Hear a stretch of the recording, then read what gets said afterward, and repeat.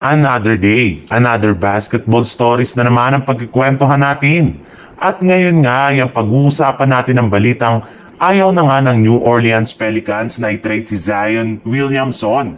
At lilinawin na rin naman natin dito ang kumalat na balita sa internet na nag-practice na nga daw si Giannis Antetokounmpo sa Golden State Warriors. Simula nga nang pumasok si Zion Williamson sa New Orleans Pelicans ay hindi pa nga ito nagkaroon ng magandang run sa kanilang team. Kaya makalipas nga ang 6 na taon na pananatili nito sa Pelicans ay suggest na nga ng mga analyst na tanggalin at i-trade na ito ngayong off-season. May lumabas na rin naman nga na balita na willing na nga daw ang front office ng Pelicans na gawing available sa trade ang lahat ng kanilang mga players. Mas tumaas pa nga ang tsansa na tanggalin nila si Zion matapos sa mga kontrobersyal na balita na kinasasangkutan ito ng mga nagdaang linggo. Ngunit base rin naman nga sa pinakahuling inilabas na balita ng isang NBA insider, kumpirmado na nga daw po na walang plano ang kanilang bagong Executive Vice President na si Joe Dumars na alisin o i-trade si Williamson ngayong season. Malaki pa rin naman nga ang kanilang paniniwala na kakayanin pa rin ito na pangunahan ng kanilang team sa pagpasok sa NBA Finals at makakuha ng kampyonato. Kailangan na lamang nga daw nila ngayon na kumuha ng mga bagong pyesa para makabuo sila ng mas magandang line-up na makakatulong kay Zion next season.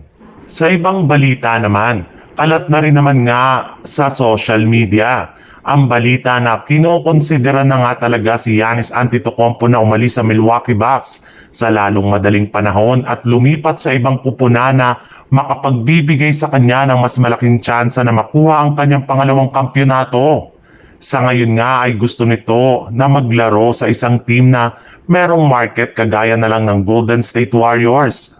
Matagal na rin naman yung sinasabi nito na isa nga sa kanyang mga pangarap na makasamang maglaro si Stephen Curry sa isang team.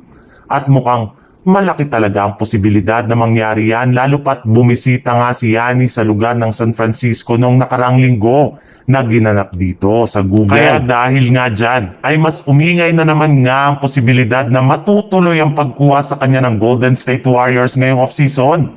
At mas lalong umingay pa nga ito nang kumalat sa social media ang balita na nag-practice na nga daw si Giannis sa loob ng mismo ng pasilidad ng Warriors ng nagdaang araw na ikina-excite at pinagkaguluhan ng mga napakaraming mga fans. Ngunit ayon sa nilinaw ng isang insider, hindi rin naman nga daw po totoo na nag-practice si Giannis sa GSW. Pumunta lang naman nga daw ito sa lugar ng San Francisco, California para magbakasyon at wala nang iba pa. Malaki na rin naman nga daw ang tsansa na manatili si Antetokounmpo sa Bucks kumpara sa posibilidad na lumipat ito sa Warriors o sa iba pang kupunan.